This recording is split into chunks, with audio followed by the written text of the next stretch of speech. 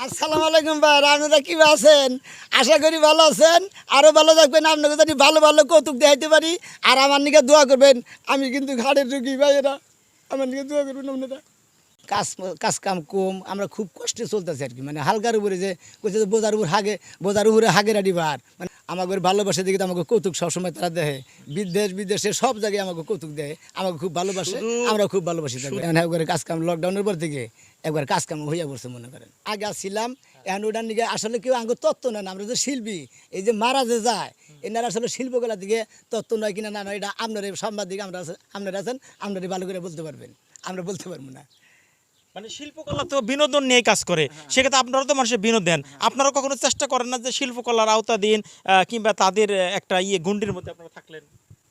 এরম আগেই কইছিল, মেলাবার ই করেছে। আমি আপনার কথাটা আসলে যুক্তি সংযোগ, যেহেতু অনেক দিন আগে এই ব্যাপারে আলাপ আলোচনা উঠছিল যে ওটা আই ভাই বাইসা থাকতে শিল্পকলা থিনে তোমাদের সবাই নাম দিবে, তোমাদের একটা যদি কোনো অসুখ বিসুখ অসুবিধায় হয় শিল্পকলা দেখবে। আমাদের অনেকেরই আমরা ভোটার আইডেন্টি কার্ড জমা দিয়েছিলাম, কিন্তু হয়তো আমরা সংযোগত দেখে আমাদের ওটা গ্রহণযোগ্য হয় নাই মনে হয়।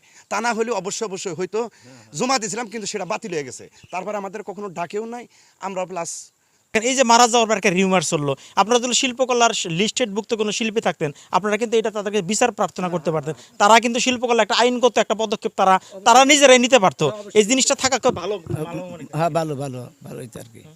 আর শিল্পকলার মাধ্যমে আমাকে এটা থাকলে এটা ভালো হইতো আর কি, আমাকে সুবিধা হইতো। অবশ্যই মানে আপনারা হতে চান এখনো? এখন হইতো চাই যে তুই বাইসা আছি, তুই কিন্তু আপনারা যান না কেন?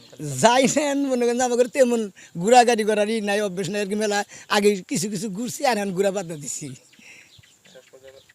প্রিয় দর্শক, গুরুত্বপূর্ণ একটি মেসেজ কিন্তু আমরা কালাসান ভাইয়ের কাছে মুখ থেকে শুনলাম, সোনা ভাইয়ের কাছে মুখ থেকে শুনলাম। মেসেজটা এই জন্যই, দুদিন পরে সোনা মারা যাওয়ার পরে হয়তোবা সোনারকে বাবা বলে, সোনাকে আরও চাচা বলে, তার উত্তরাধিকারী বলে সে দাবি করতে পারে, এমন একটি মেসেজ কিন্তু আসতেও পারে। কারণ বিগত দিনে আমরা বাদামের ক্ষেত্রেও দেখলাম, সম্প্রতি কিন্তু আমরা রবি সিংগুর ক্ষেত্রেও দেখলাম, কিন্তু তিনি একটা মেসেজ দিয়েছেন যে সোনা মিয়ার একটি সন্তান, একটি ছেলে সন্তান, একটি মেয়ে সন্তান।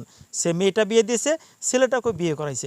কোনো দিন যদি মারা যাওয়ার পরে কোনো ব্যক্তি যদি দাবি করে, সেটা কোনোভাবে গ্রহণযোগ্য হবে না। তবে আমরা সতর্ক করতে চাই, যারা এই ধরনের মিথ্যা বাজে মন্তব্য করে একজন মানুষের চরিত্র হনন করার চেষ্টা করেন এবং মানুষকে বিভ্রান্তি করার চেষ্টা করেন, কারণ এই লোকগুলা কিন্তু টাঙ্গাইলের সুনাম বলেন আর মানুষের মধ্যে বিনোদন বলেন, যেটাই বলেন, বাংলাদেশকে কিন্তু তারা রিপ্রেজেন্টেশন করছে। তারা দেশের বাহিরে কিন্তু গিয়ে বাংলাদেশকে তুলে ধরছে, টাঙ্গাইলের সংস্কৃতিকে তারা তুলে ধরছে।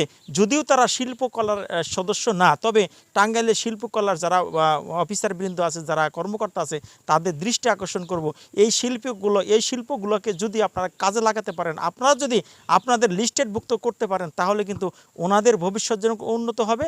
তেমনইভাবে ওনাদের বিরুদ্ধে কোনো ক্লেম তুললে সেই ক্লেমটাও কিন্তু একটি জায়গায় অভিযোগ আকারে নিয়ে তাদের বিরুদ্ধে অ্যাকশনও নিতে পারবে। তবে আমরা চাচ্ছি শিল্পকলা এবং যারা এই অভিনয় জগতের সাথে যারা জড়িত আছে, তারা যেন সম্প্রতি তাদের সাথে যোগাযোগ করে, এবং আমরা আশা করব শিল্পকলা সেই বিষয়টি বিবেচনায় নিয়ে আসবে। শেষ কথা সোনা ভাই, শেষ কথা হলো যে আপনি এই যে রবি ভাই মারা গেল, তারপরে আপনার কি বলে আসান ভাই মারা গেল, দুদিন পরে হয়তো আপনারাও চলে যাবেন। আপনাদের এই সংজগৎ থেকে যে এই জগতে আসলেন, আপনাদের এখন বর্তমান অবস্থাটা কি? মানে আপনারা আসলে কি অবস্থার মধ্যে আপনারা আছেন এখন? বর্তমানে মনে অবস্থা ভালো না, তেমন কাজ কাম কম, আমরা খুব কষ্টে চলতেছি আর কি। মানে হালকার উপরে যে কইছে যে বোঝার উপরে হাগের আডি বার, মানে ওই অবস্থায় চলতেছে আর কি। মানে ডাল ভাত খাইতেছে আর কি মোটামুটি। কাজ কাম তেমন নাই। আগে 3 বছর 4 বছর আগে কাজ কাম মোটামুটি ভালো হইতো, এখন একবারে কাজ কাম লকডাউনের পর থেকে একবার কাজ কাম হইয়া পড়ছে মনে করেন।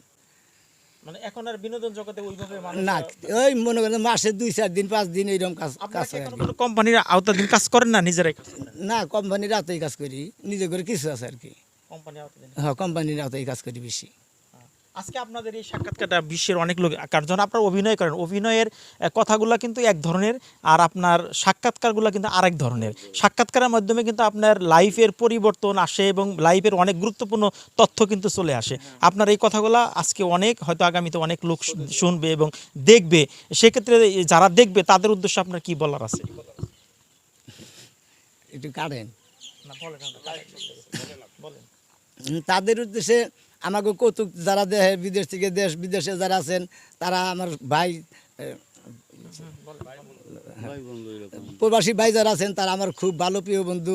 আমাকে ভালোবাসে দেখে তো আমাকে কৌতুক সবসময় তারা দেয়, বিদেশে সব জায়গায় আমাকে কৌতুক দেয়, আমাকে খুব ভালোবাসে, আমরা খুব ভালোবাসি তাদের। শুধু তাই না, আসলে আমাদের এই পথে আসার কারণই একটা কারণ, আজ থেকে 4 বছর আগে ইউটিউবে হাজার হাজার মানুষ ইউটিউব দেখতো, আর এখন বর্তমানে খালি ফেসবুক পেজ নিয়ে আছে।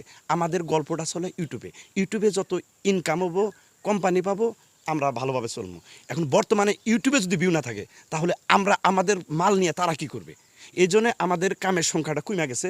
সবাই ওই 2 মিনিট 3 মিনিট ওই শর্ট ভিডিও গোনা প্লাস ফেসবুক পেজ গোনা এগুলা মানুষ দেখে বেশি, এই আমাদের তা একটু কম দেখে। এই জন্য বর্তমানে আমাদের অবস্থা এরকম। তবে হ্যাঁ, আপনারা যদি সবাই যদি ঠিক মতো ইউটিউব দেখেন তাহলে হয়তো সোনা ভাই আবার আগের মতো হতে পারে। অসংখ্য ধন্যবাদ শেষ আপনাকে। পর্যায়ে আসসালামু আলাইকুম ভাই, আপনারা কি আছেন? আশা করি ভালো আছেন, আরও ভালো থাকবেন, আপনাকে জানি ভালো ভালো কৌতুক দেখাইতে পারি। আর আমার নিকে দোয়া করবেন, আমি কিন্তু ঘাড়ের রুগী ভাইয়েরা, আমার নিকে দোয়া করবেন আপনারা।